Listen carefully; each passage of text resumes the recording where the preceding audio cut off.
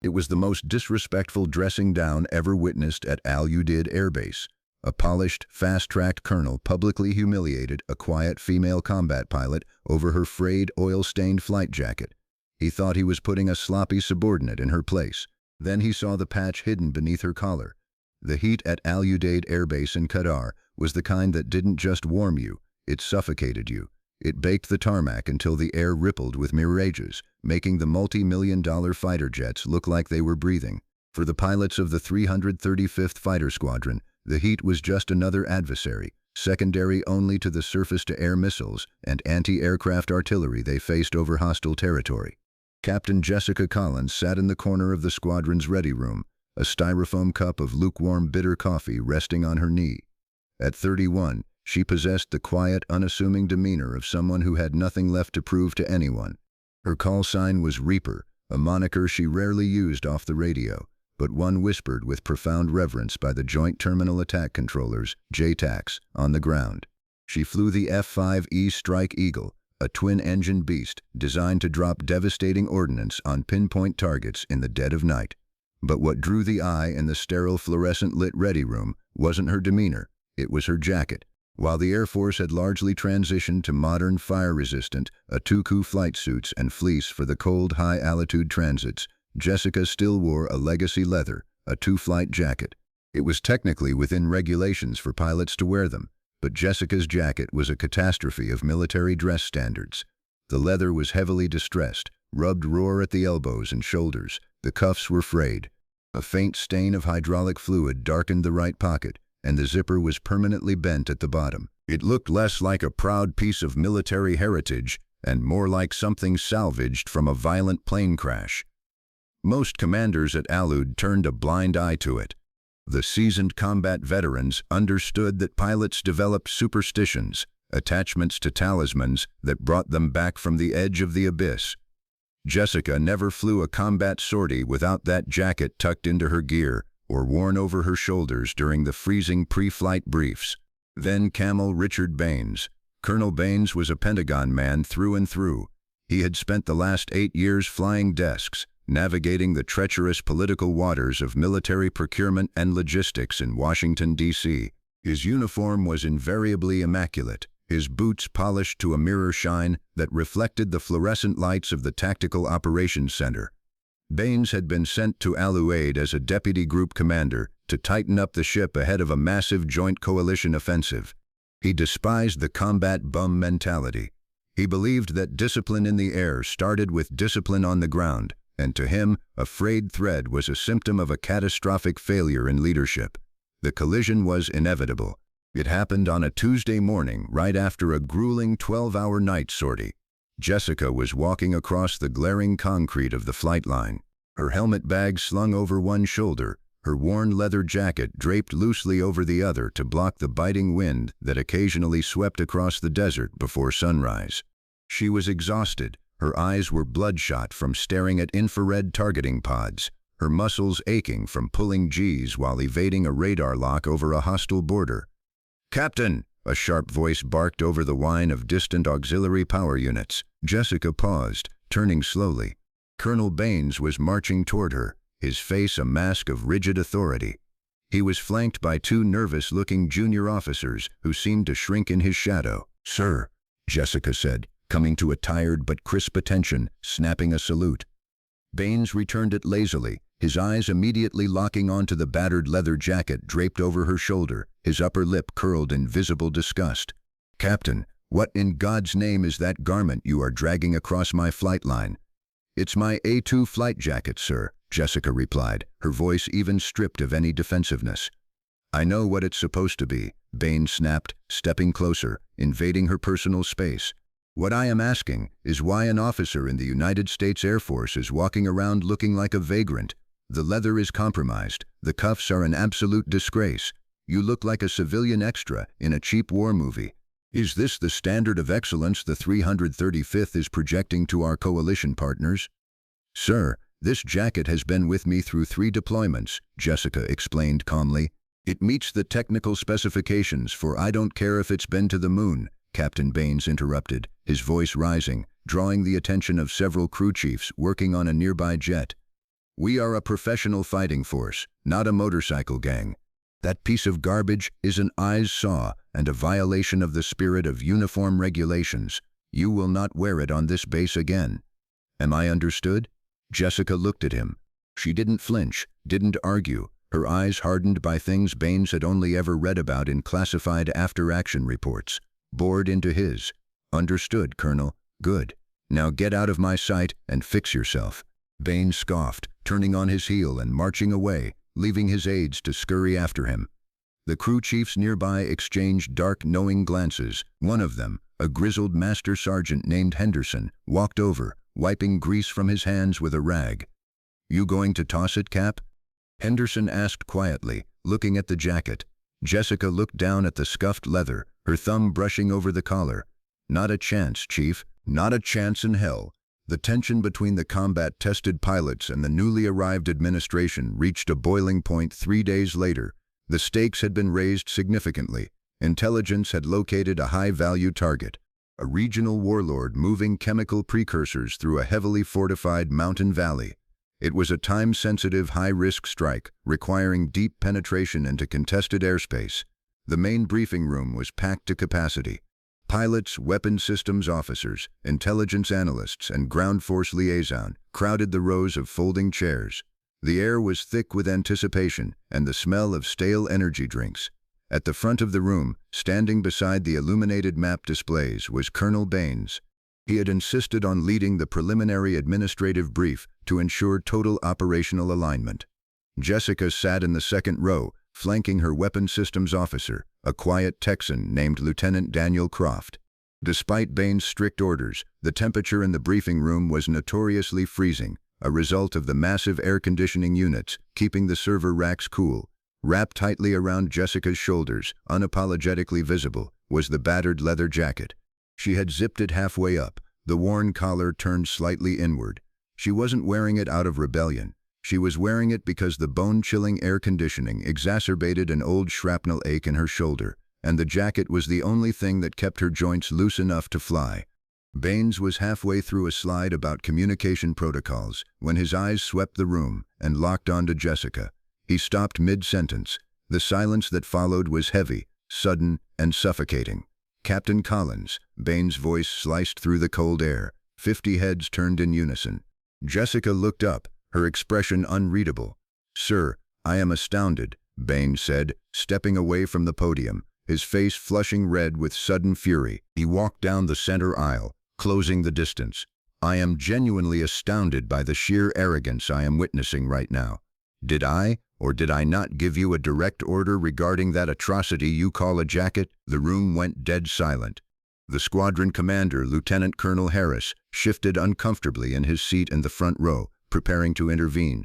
Colonel, if I may, Captain Collins is our lead strike pilot for this. Stand down, Harris, Baines barked without looking away from Jessica. This is exactly what I'm talking about, coddling. Excuses. If a pilot cannot follow a simple direct order regarding uniform standards, how can I trust her to follow complex rules of engagement in a combat zone? This is a symptom of a rotten operational culture. Baines stopped right in front of Jessica's row. He loomed over her. Take it off right now, Baines demanded, his voice echoing off the corrugated metal walls. Take it off, hand it to a junior airman, and have it thrown in the incinerator. Or you are grounded for insubordination, and you will not fly this mission tonight.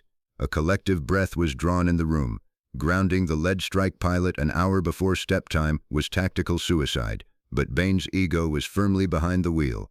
Lieutenant Croft, sitting next to Jessica, clenched his jaw, his hands balling into fists on his knees. Several other pilots shifted aggressively in their seats. The disrespect was palpable, thick enough to cut with a combat knife. Jessica didn't show an ounce of anger. Slowly, deliberately, she stood up. She wasn't tall, but the gravity she held in the room made her seem immense. She looked Baines directly in the eyes. Colonel, she began, her voice calm, projecting perfectly to the back of the silent room. I will not throw this jacket away. And with all due respect to your rank, sir, you do not want to press this issue. Baines let out a harsh, incredulous laugh. Is that a threat, Captain? You think because you drop bombs in the dark, the uniform code of military justice doesn't apply to you? I am giving you one last chance. Unzip that piece of trash and hand it over, or I will have the military police escort you to the brig." Colonel Baines, Lieutenant Colonel Harris, stood up, his voice hard. "You are crossing a line. You don't know the history. I don't care about its history." Baines roared, silencing the room once more. He turned his vitriol back to Jessica. "Take it off." Jessica held his gaze for 3 long seconds. The complete lack of fear in her eyes seemed to unsettle Baines, but he dug his heels in. His chest puffed out. "Very well, sir," Jessica said quietly. She reached for the bent brass zipper at her chest. The metal clicked loudly in the silent room. She pulled it down, opening the battered leather jacket, but she didn't take it off. Instead, she reached up to the thick, frayed leather collar that had been folded inward against her neck.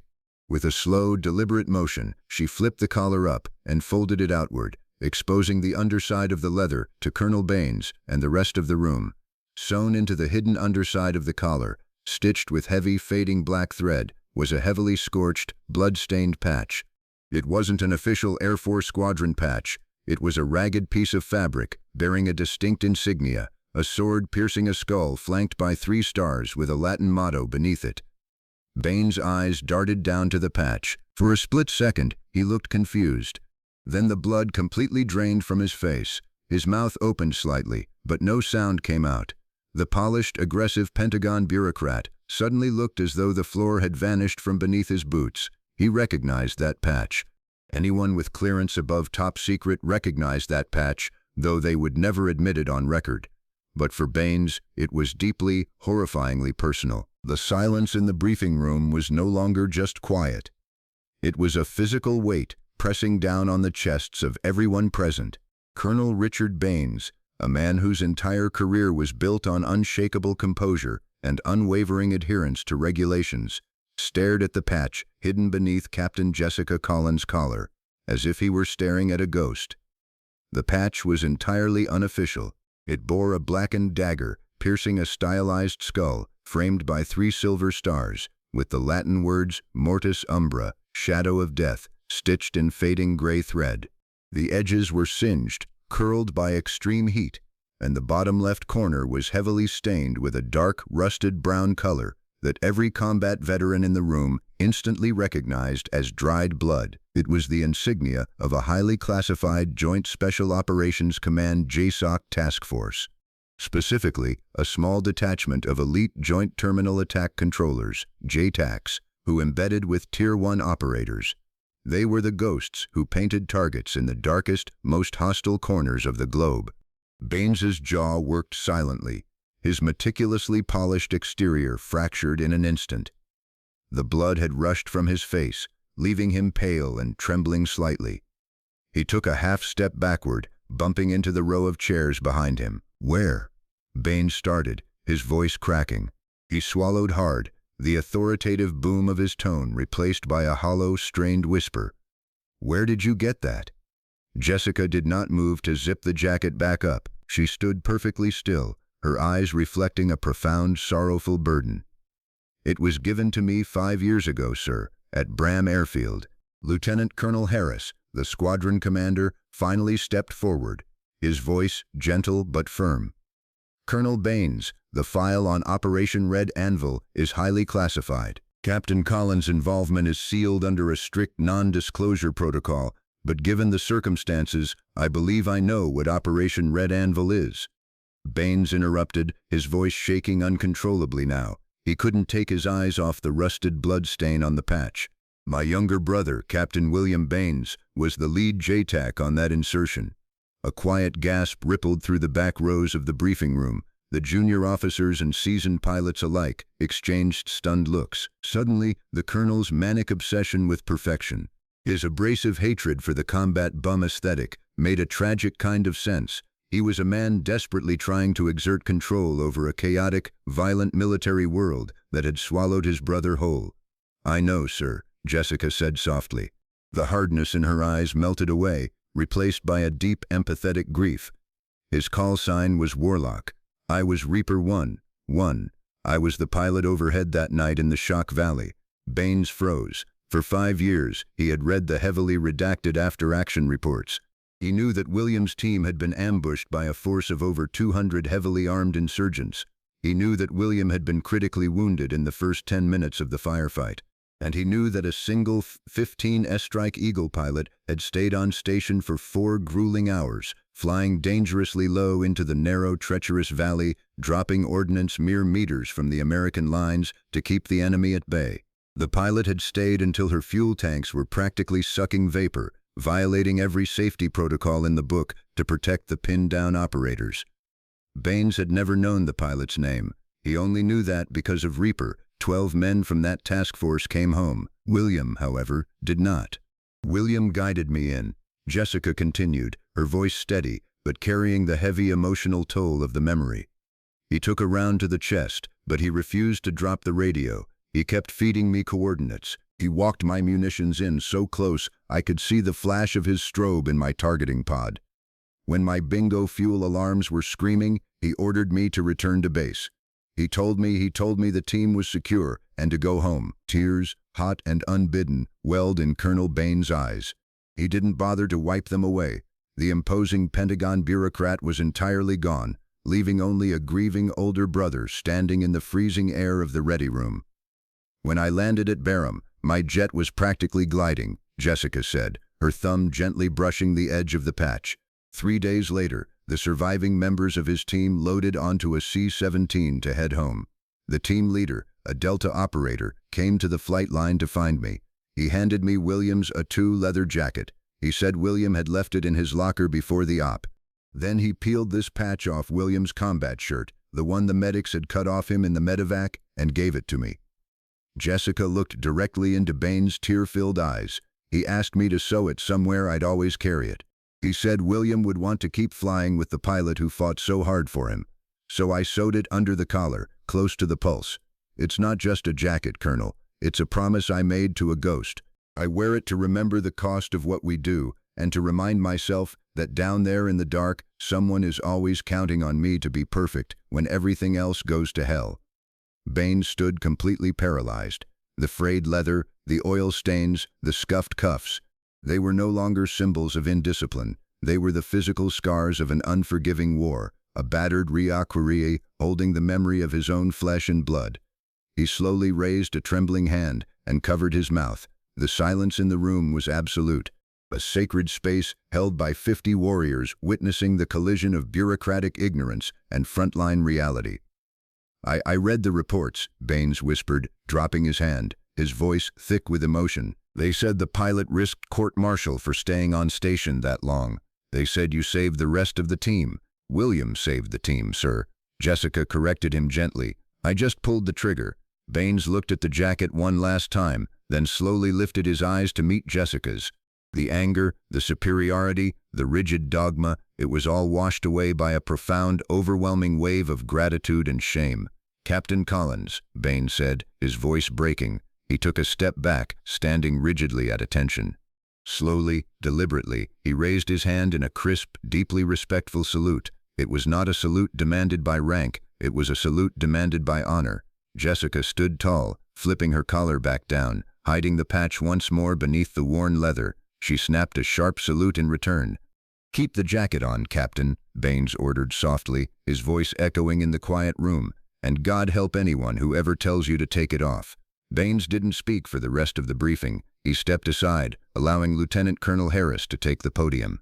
The atmosphere in the room had fundamentally shifted. The underlying tension was gone, replaced by a razor-sharp, unified focus. The stakes of the impending mission, Operation Desert Lance, had suddenly become deeply personal for everyone in the room. They weren't just flying for the mission objective anymore. They were flying for the legacy of the patch hidden under Captain Collins' collar. 2 hours later, the desert night was split by the deafening, bone-rattling roar of twin Pratt and Whitney after burning turbofans. Jessica sat in the cockpit of her FAR 15E Strike Eagle, the green glow of the instrument panels reflecting in her visor. Behind her, Lieutenant Croft ran through the final weapons checks. The aircraft was heavily laden, carrying a full combat payload of GBU, 31 JDAMs, air-to-air missiles for self-defense, and external fuel tanks for the deep penetration route. The battered leather jacket was tucked safely into a small compartment behind her ejection seat. Even though she wore the standard issue GITS and survival vest over her fire-resistant flight suit, knowing the leather jacket was in the cockpit with her settled her racing heart. Reaper 111 Tower. You are cleared for takeoff. Happy hunting. The air traffic controller's voice crackled in her headset. Reaper 111 rolling, Jessica replied. She pushed the throttles forward. The massive jet shuddered violently, kicking forward as 80,000 pounds of thrust hurled them down the runway. The runway lights blurred into solid lines of yellow before the nose lifted, and the Strike Eagle tore away from the earth, plunging into the inky blackness of the night sky. The mission required a low-level ingress to slip beneath the enemy's early warning radar nets. For 2 hours, Jessica flew strictly on instruments and night vision goggles, skimming the jagged peaks of the mountainous terrain at a terrifying 500 knots. It was a physically punishing flight. Every updraft slammed the heavy aircraft, forcing Jessica to wrestle the stick to keep them from plowing into a mountainside. In the back seat, Croft was entirely focused on the targeting pod, his hands flying across his displays as they approached the target area. The objective was a heavily fortified compound nestled deep in a steep ravine, a geological nightmare that offered only a microscopic window for weapons release. Reaper 111, this is Anvil Actual, a voice crackled over the encrypted radioette. It was the ground force commander. The JTAC hidden somewhere on a ridge overlooking the valley. Be advised, we have active surface-to-air radar sweeping the eastern corridor. Target is confirmed. High V-value individual is in the main structure. We need this dropped through the chimney, Reaper. Jessica's grip tightened on the stick. The tactical situation was eerily similar to the Shock Valley. A deep ravine, active threats, a tiny window. Copy. Anvil Actual. Reaper 111 is rolling in. Stand by for terminal guidance. Jessica transmitted smoothly. Radar spike 3 o'clock. Croft shouted over the intercom. They're painting us, Jess. Hold the lock, Danny. Don't lose that compound, Jessica commanded, gritting her teeth. She banked the massive jet hard to the left, pulling 5 Gs, fighting the crushing weight against her chest as she maneuvered into the attack vector. Alarms began to scream in the cockpit. A hostile surface-to-air missile site had locked onto them. The computer flashed a blaring red warning, urging evasive action. If she broke off now, they could defeat the missile, but they would lose the firing solution on the warlord's compound. The ground team would be compromised, and the target would escape. Someone is always counting on me to be perfect when everything else goes to hell. I'm holding the vector, Jessica said, her voice icy cold. Give me the release point, Danny. 10 seconds, Croft yelled, frantically lasing the target. Missile launch, missile in the air, brake. Jess, brake, hold it. Jessica yelled back, staring at the green diamond on her heads-up display. 5 seconds, 4. The missile warning tone shifted from a steady beep to a frantic, high-pitched squeal. 3, 2, 1, weapons away, Troff shouted. Jessica felt the physical lurch of the aircraft as 2 massive 2,000-pound bombs detached from the pylons. The second they were free, she slammed the throttles into full afterburner and wrenched the stick back into the right, dumping a massive cloud of defensive flares and chaff. The Strike Eagle groaned under 9 Gs of force, the wings violently cutting through the thin mountain air. Outside the canopy, the night sky lit up as the enemy missile exploded blindly into the cloud of magnesium flares, missing the jet by less than 200 yards. Simultaneously, far below them, the earth erupted. 2 massive pillars of fire and pulverized rock shot up into the sky from the bottom of the ravine. Good effect on target, Reaper, the JTAC cheered over the radio, the static breaking through his excitement. Secondary explosions confirmed. Structure is obliterated. That is a shack. Incredible flying one. Safe journey home. Jessica let out a long, ragged breath, easing the throttles back as they climbed into the safety of the stratosphere. Her muscles ached and her flight suit was soaked with sweat, but a profound sense of peace washed over her. Nice work, Danny, Jessica said over the intercom. Couldn't have done it without you driving, boss, Croft replied, exhaustion evident in his voice. 3 hours later, the sun was just beginning to bleed over the horizon, painting the Qatari desert in brilliant shades of orange and gold as Reaper 11 touched down on the tarmac at Al-Udaid.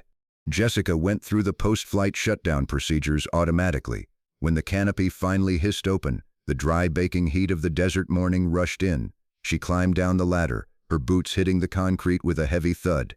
She reached back into the cockpit, pulled out the battered leather jacket, and slung it over her shoulder.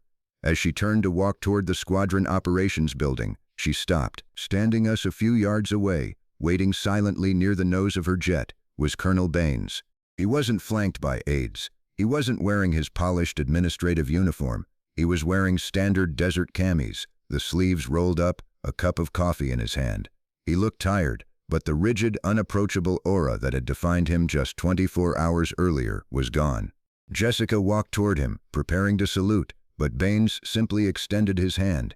Jessica looked at his hand, then up at his face. She shifted her helmet bag and firmly shook it. "I listened to the radio traffic in the Tactical Operations Center," Baines said quietly, looking up at the massive lethal silhouette of the F-15E. "That was terrifying and flawless." "Just doing our job, Colonel," Jessica replied. Baines looked down at the frayed leather jacket draped over her shoulder. He reached out, his fingers gently brushing the worn leather of the collar right above where the hidden patch rested. "William used to say that perfection wasn't about looking good in formation," Baines said softly, a small, sad smile touching the corners of his mouth. "He said perfection was about holding the line when the line was breaking." Baines stepped back, looking Jessica in the eye. "Thank you, Captain Collins, for bringing him home, and for bringing yourself home today. Any time, sir." Jessica nodded. She turned and continued walking across the glaring flight line. The desert wind picked up, whipping the frayed edges of the leather jacket against her side. She didn't put it on, but she held it a little tighter, carrying the weight of the past, the reality of the present, and the enduring hidden legacy of those who gave everything in the dark. "Thank you for experiencing this incredible story of courage, hidden sacrifice, and the unspoken bonds forged in the fires of combat. True heroes don't wear their sacrifices on their sleeves. Sometimes they hide them under a frayed collar." If Captain Collins' story moved you, please hit that like button, share this video with friends and family, and subscribe to the channel for more gripping real-life military stories.